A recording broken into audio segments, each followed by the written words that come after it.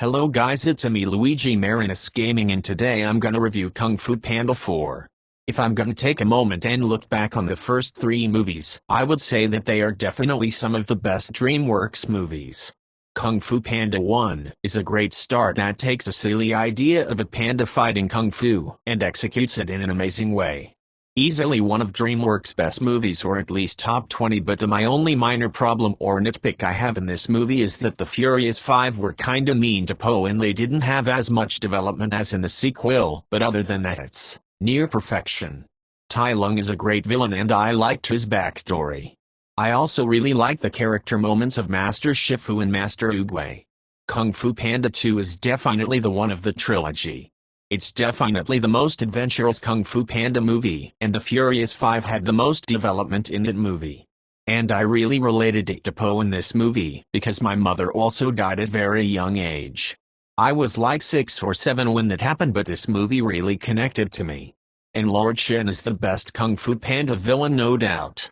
I also like the character moments with him and the soothsayer, despite the movie only being about 80 minutes long without credits, but that's kind of one of the things that make the Kung Fu Panda movies so special, because they never drag or feel too long or feel too short. The Furious 5 also have some great chemistry with Po in this. Then there's Kung Fu Panda 3, which can often be viewed as the weakest of the trilogy. But I honestly will have to disagree with that. I think it's a little bit better than 1, but not on the same level as Kung Fu Panda 2. I would say Kung Fu Panda 3 is about on par with Kung Fu Panda 1. I liked when Po meets his biological father Lee and goes to the secret panda village. There's also the villain named Tai, which is probably the weakest Kung Fu Panda villain, at least in terms of its character, but stronger than Tai Lung, since he can take Kais of different Kung Fu masters. I like how they made it less action-packed and dark than Kung Fu Panda 2 to make it more enjoyable for kids, but I can get why people weren't a fan of this one, but I like what they did because I kinda understand why they would take that route. I think Kung Fu Panda 2 is the best one of the trilogy because it's the most mature and darkest Kung Fu Panda movie by far. I would give Kung Fu Panda 2 a high 10 out of 10 and Kung Fu Panda 1 and 3 a low 10/10. But I'm not gonna analyze all Kung Fu Panda movies in this video. I just wanted to talk about the first 3 Kung Fu Panda movies in short and share my thoughts on it. And by the way, I'm as well. Anyway, moving on to Kung Fu Panda 4, I actually was a bit skeptical about it and didn't know what to expect from it before the trailer released. I watched all 3 Kung Fu Panda movies back to back and even rewatched them for preparation for Kung Fu Panda 4, and when watching all 3 of them, I didn't think there was really any need for a 4th movie, but I was still excited for it to see if them bring anything new to it. And what do? They further expand the story by making the movie about how Po can't be the Dragon Warrior forever. It's an interesting idea about how Po tries to look for a successor to be the Dragon Warrior. He meets Jenna Gray Fox, who heard about the chameleon, and they both go on an adventure to look for her. The chameleon is a shape-shifting villain who can turn into any kung fu master. But one thing I didn't really like was that they didn't really give her a lot backstory in this movie. But I do like that DreamWorks is giving more female villains in their animated movies.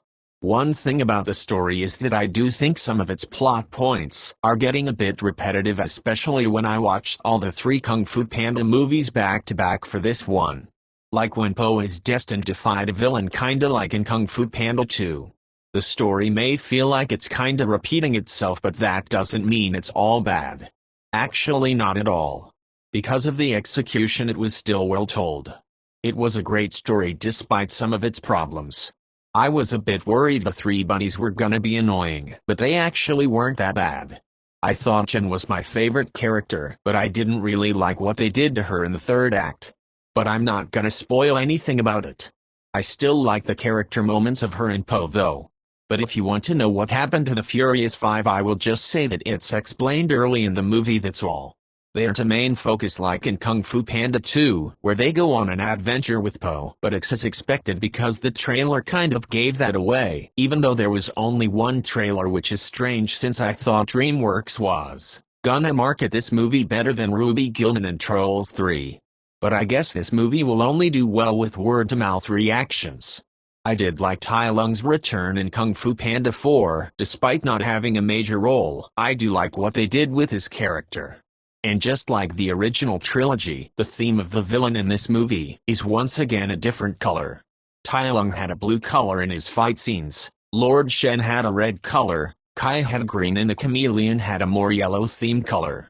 I really liked when Po fought with the chameleon during the movie. My favorite part was when the chameleon turned into guess what? Another Po. And no, that's not a spoiler since it was literally shown in the trailer. The movie also had a lot of great life lessons, like that you can't be the hero forever and someone needs to take your place one day. Po's two dead characters Li Sheng and Ping also had their own subplot. While they weren't in it as much as 3, I still thought they did their roles pretty well. I won't spoil their plot, but I really loved their character moments. Shifu was also a great character, although he wasn't in it as much as the first 3 movies. He was still his likable self. Even the animation is still as wonderful as always, even though I still think Kung Fu Panda 3 is the best looking Kung Fu Panda movie in terms of its animation. One of the coolest things about the movie is the transformations of the chameleon. The thing I like the most about the Kung Fu Panda movies is the message. It's not just a fight scene, but the message that is the best in all of the Kung Fu Panda movies. I really liked how it was handled, even though I already mentioned it. I still really like the message because it's true that as the time you get older, you need someone to take your place someday. I also thought the pacing was a bit too fast because I think the chameleon should have been developed better, since while she's a great villain, I didn't think she had much backstory unlike the other 3 Kung Fu Panda villains. It was said that they didn't accept her to do Kung Fu because she was too small. But the backstory of her is pretty confusing. And it doesn't make sense considering there are smaller Kung Fu masters, so the chameleon is kinda the weakest Kung Fu Panda villain. Still a great villain, but not as great as the first 3 villains. She kinda reminded me of Rango.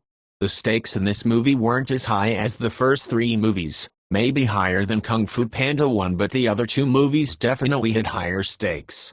This movie was also more adventurous like Kung Fu Panda 2, and had more action than Kung Fu Panda 3. I kinda wish we saw more of the spirit realm from Kung Fu Panda 3, but I still liked how the chameleon was able to summon Kung Fu masters from the past. And without spoiling anything, I thought the ending was absolutely wholesome, and it will definitely put a big smile on your face. Even though Po's character arc was already done in the original trilogy, he still has some great and comedic moments. And even as a teacher, he still has to learn some things. I also thought the scene in the tavern was quite fun. Po and Jen met up with some citizens along the way. There were also some of life lessons in this movie that you don't understand the first time you watch it, just like the first 3 movies. I do wish there were more 2D animated sequences during the movie though, just like the first 3 movies, but what we got was still as beautiful as always because it's DreamWorks after all. The fight scenes and action scenes were cool as always. Just because he's no longer going to be the Dragon Warrior doesn't mean he's left without a cool title. Po must come to accept his promotion as the spiritual leader of the Valley of Peace, the role that Master Oogway previously held.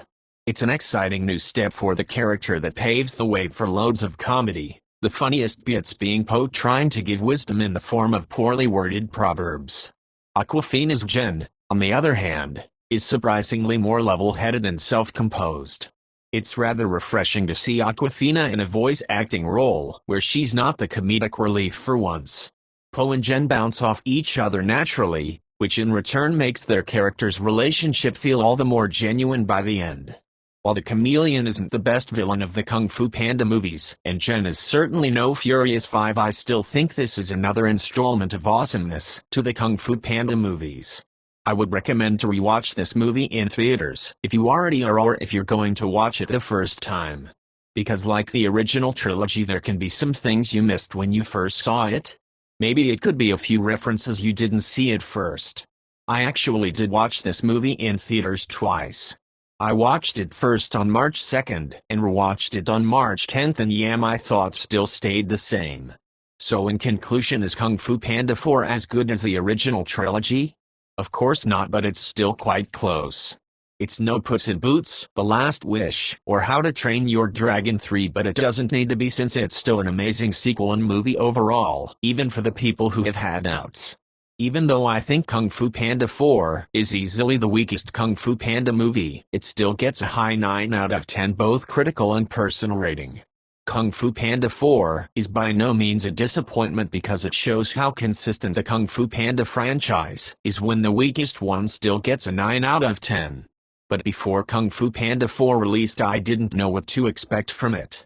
I thought it wasn't gonna be as good as the original trilogy, but I also didn't know if it was necessary.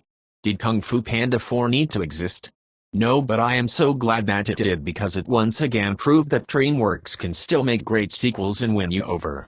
It also happened with Puss in Boots: The Last Wish and Trolls 3 band together. I still think Kung Fu Panda 3 is a perfect conclusion of the trilogy, but this movie feels like the start of a new Kung Fu Panda trilogy. Will there be more Kung Fu Panda movies after this one? At this point, who knows, but all I can say is that the future is bright for DreamWorks with both their sequels and original projects. Except for that one. Yeah, Megamind the Doom Syndicate absolutely sucked. I do think Kung Fu Panda 4 is a little bit better than Orion and the Dark in my opinion. Anyway, this was my review for Kung Fu Panda 4. I really hope you enjoyed my review of it.